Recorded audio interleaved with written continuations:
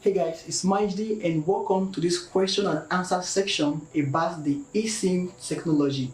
I will provide answers to 20 frequently asked questions about the eSIM technology. So in this video, you get to know every details about the eSIM technology. Every details? Okay, most details actually. Of course, there are a bunch of questions left unanswered about the eSIM technology. Questions such as what is an eSIM, who can own an eSIM, how can you own an eSIM, and what are the differences between eSIM and physical SIM card. These and many other questions like the ones displaying on the screen will be provided an answer to in this question and answer section. So let's get started.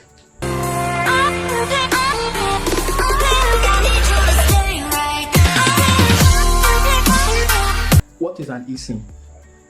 Embedded Subscribers Identification Module, also known as electronic SIM or digital SIM. This SIM has been integrated by the manufacturer into your device. So with eSIM, you don't need a physical SIM card.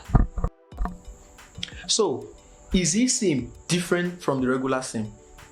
Partially yes and no. What are the differences and similarities between an eSIM and a regular SIM? The primary difference is that these two exist in different form factors. The regular SIM has a physical card that has to be inserted into your device, while the eSIM, on the other hand, is digital and has already been integrated into your device before you purchase the device. On the similarities, these two serve the same purpose. They make call, they test, and perform every other task in a similar way. Do we need an eSIM? Yes, for at least 3 reasons. eSIM is more versatile. Secondly, eSIM is safe. And lastly, eSIM is more convenient. Okay then, who is eligible to have an eSIM? Everyone with an eSIM device, anyone in this studio, if you have an eSIM smartphone, can get an eSIM. So, how can I get an eSIM? First, you must have an eSIM smartphone. Secondly, your network providers must offer such services, eSIM services. When these provisions are in place, you can visit your network provider to set up an eSIM profile. The network provider will then issue a QR code that you scan. With the QR code, you can have access to download your eSIM profile into your smartphone. Can I use the regular SIM along with eSIM in same device? Yes, of course. In short, we already have a handful of smartphones that support that. If that is the case, is it possible for me to swap my physical SIM for an eSIM? Definitely, and it is very easy. To swap your physical SIM to eSIM, you just have to visit your network providers or network carriers, and that will be taken care of. Okay then, just like regular SIM, can I use my eSIM profile more than once? Yes, you can, but you can't use the profile in multiple devices at the same time. Here's what I mean. Be the case you change your smartphone or your device, then you have to deactivate your profile from your previous device before you can activate it in your newly purchased device. With my QR code, do I need data to download my eSIM profile? Yes, data is required, so a wireless network will be required to download the profiles, and this can be in kilobyte size or in some cases megabytes, it depends. What if I misplace my QR code?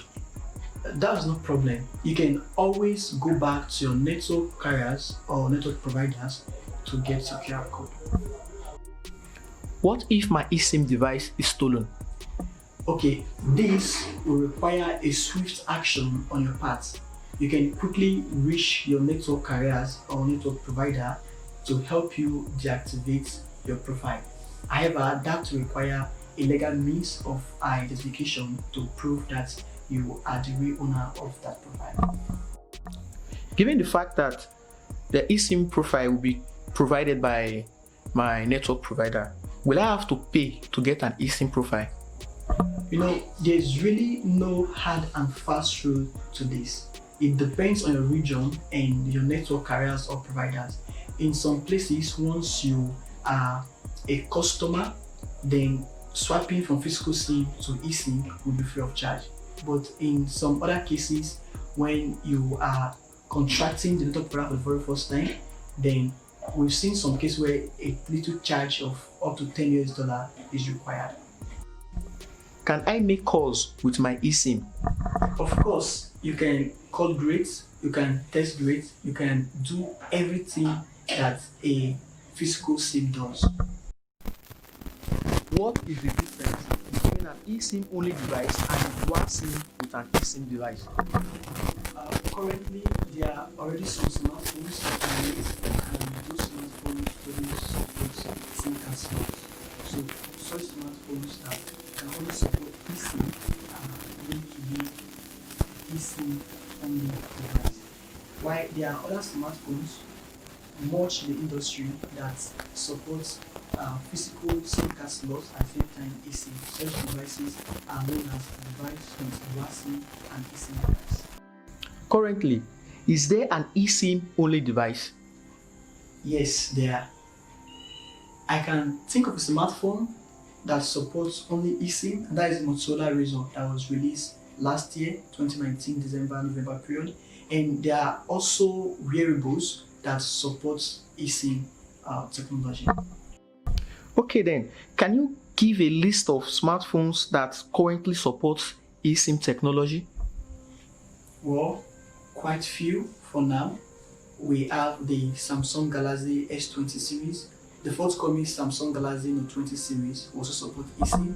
We have the Apple iPhone 11 series, Apple iPhone X series, and the forthcoming Apple iPhone 12 will support eSIM technology. Then we have the Google Pixel 3 series and Google Pixel 4 series, and the forthcoming Google Pixel 5 series will support eSIM. Now, these are just a handful of devices that support at the moment, but hopefully from now on we are expecting more smartphones, more tech companies to support this technology. So, what are the advantages and disadvantages of this eSIM? eSIM is not all roses. Of course, there are pros and cons. And currently, we are making a video on that. So if you love to be the first to see it, you can hit the subscribe button below so you don't miss out on any jobs. So, as a tech guy and a tech analyst, of course, and a reviewer, will you recommend using the eSIM? Definitely, I'm still doing that. Of course, I will. You see, I'm pretty excited about this new technology, the advancements. To me, is a welcome development, so I'm recommending for sure. So, what do you think about this new eSIM technology? Do you think it's the future of the SIM, or is just some new trend that will just pass away over time? To me, eSIM is the future. This is more than just a trend. This is an evolution that is here to stay. Looking back to previous decades, when the first form factor of the SIM came, it was kind of big, but now as time progresses, it was chopped, and we have the second form factor, the third form factor, micro SIM, and now currently we're having nano SIM. So that is technology, it advances with time. And with the look of things, certainly eSIM is the future. We are advancing from the nano SIM era, and gradually we are crawling into the eSIM era. So it's just a matter of time. Every smartphone producers out there, manufacturers out there, will be supporting this technology. Mobile network carriers are currently throwing their stance behind this technology. So every individual, for now, does have the option to choose if they will go to eSIM or use physical SIM card, but that will be for too long. Just a few time from now, eSIM will become the daily thing we relate to it on a daily basis. So it's more than a trend. This is here to stay.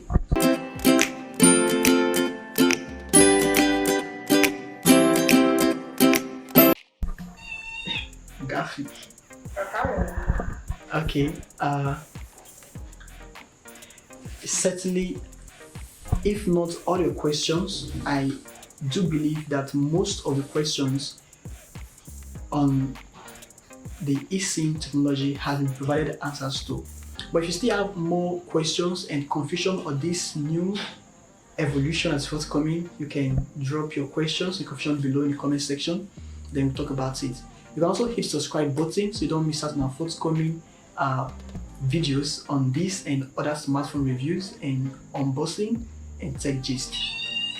On the screen is my social media accounts, MyHD on Twitter, Facebook, and Instagram. You can follow me, and then we'll be talking more of eSIM henceforth on those platforms. So you can join me, so get to discuss it together. It's MyHD here. Thanks for joining me on this question and answer section. Hope to catch you guys in my next one.